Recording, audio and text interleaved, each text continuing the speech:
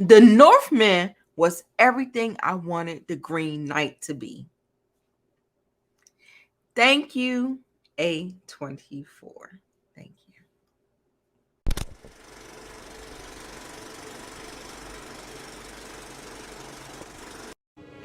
It's showtime.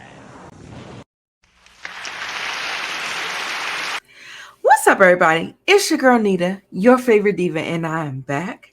I am back for This is The Northman. This is a movie review for you.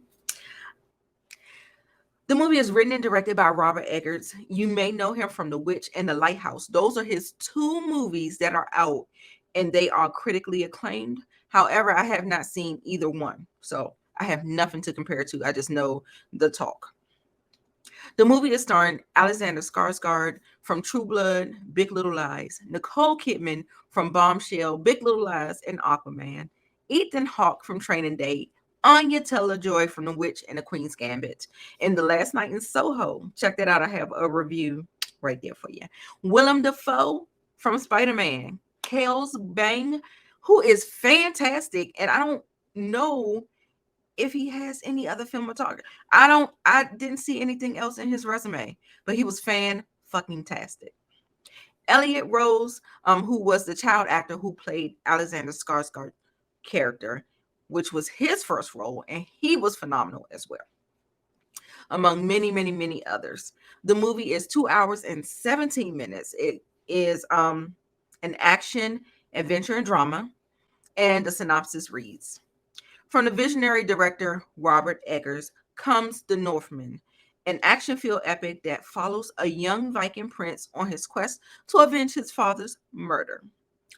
And that is all I'm going to say because this is your spoiler-free review. If you're new to my channel, welcome, welcome, welcome. I'm so glad that you're here. And to my returning subscribers, you already know what we do. I watch movies so you don't have to. I'll give you the good and bad and everything in between with no spoilers, of course. And I'll let you know whether or not you should know or go see it in theaters, which it is starring this weekend in theaters. The Northman was one of my most anticipated movies of 2022. So, to say the least, to kind of get you in the mind frame, if you've seen any iteration of Hamlet or The Lion King, then you'll be familiar with the overall premise of this movie. But I'll definitely praise Robert Eggers for his expert direction and the freshness that he gave with telling this epic tale.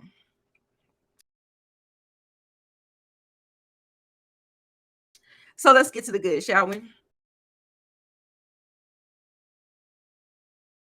The production design was phenomenal. Eggers was given $90 million, and you definitely saw $90 million on the screen. We were transformed into the Viking era. This was a Viking era that I was less familiar with. It felt very different. This is not just another Viking movie. It felt very Shakespearean. I just watched The Tragedy of Macbeth, and if you know Shakespeare, you know that that is not no easy feat to follow. Okay, so what I'm trying to say is that the dialogue was very Shakespearean. And I'm kind of, Vikings, they do have something because they are from, way, way, way, way back. But there was a poetic tinge that was in this movie and in the script and in the dialogue that made the movie very intense and very deep. And you had to really, really, really focus on what was being said. The cinematography was stellar. The sweeping shots, the visual effects was phenomenal. Shout out to Jaron Blashk. The epic battle was shot beautifully. The ending, it gave me Revenge of the Sith with the little volcanic type of fight there. It was really, really good. The performances, you guys, there's so much that I can really say about this movie. The direction, number one, top notch. I'm sorry. And then the performances right behind it. They were fantastic. Everybody, like, I could not fault anyone in this movie for phoning it in. They gave it all. Alexander Skarsgård, let's start out with him. He was fantastic. He was brutal, terrifying, yet the script was able to allow him to show some vulnerability at times to complete his story arc and his character arc. And baby, let's not forget how buffed and ripped he looked. Okay, so there's that. The next person that I was really, really impressed with was Claes Bang. He played his uncle. He was very bone chilling, and he had a commanding presence that was very much welcome. And he reminded me of the Vikings that I know, that I'm familiar with watching on TV. The antagonist of the film actually brought that feeling to the film, because like I said, this is not your average Viking movie. So Claims Bang, he actually brought it for me. Nicole Kidman delivered one of her best performances that she's delivered in a long, long time. She always pretty much gives good performances, but this role just gave her a whole lot more meat to chew on, and she did an excellent job. The child actor Elliot Rose, he did a fantastic job for this to be his first feature film. He really had to dig deep for this performance. There were so many different things that he experienced that that he really, like, I don't even think that a seasoned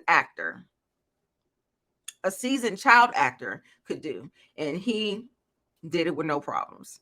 Want to give a shout out to the score, Sebastian Gainsborough and Robin Carolyn. They scored this film epic. The sound design was effective, especially I saw it in Dolby. Whoo, child. Let me tell you. The pacing just felt right. Yes, the movie is long, but it doesn't feel long, if that makes any sense. It felt very intentional, very deliberate. The narrative always propelled us forward, but they never sacrificed the story for indulgence, for stuff that didn't matter. It was always for character development, story arcs, character arcs, and all of that.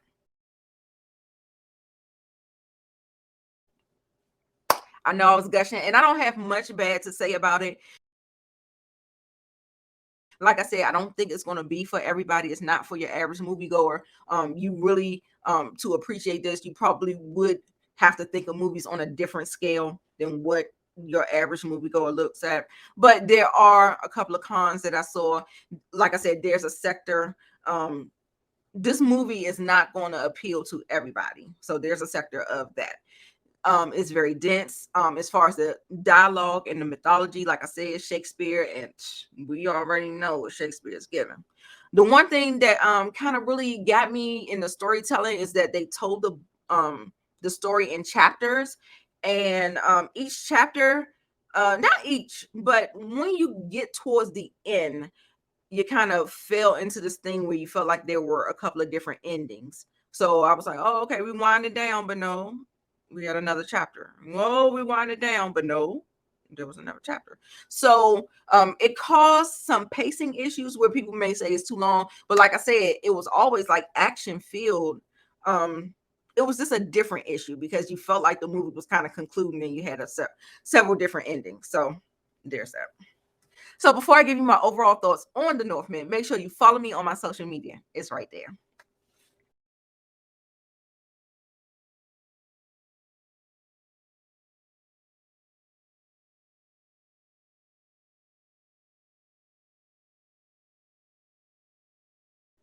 So for my overall thoughts on the Northman, this definitely wasn't the movie that I thought I was going into by looking at the trailers. So I'll say it won't be for everyone. I want you to temper your expectations. There is a tinge of Shakespeare and a heavy hand of Norse mythology, and it will take some of the mainstream audience attention and enjoyment away because it is very dense and very, a little complex.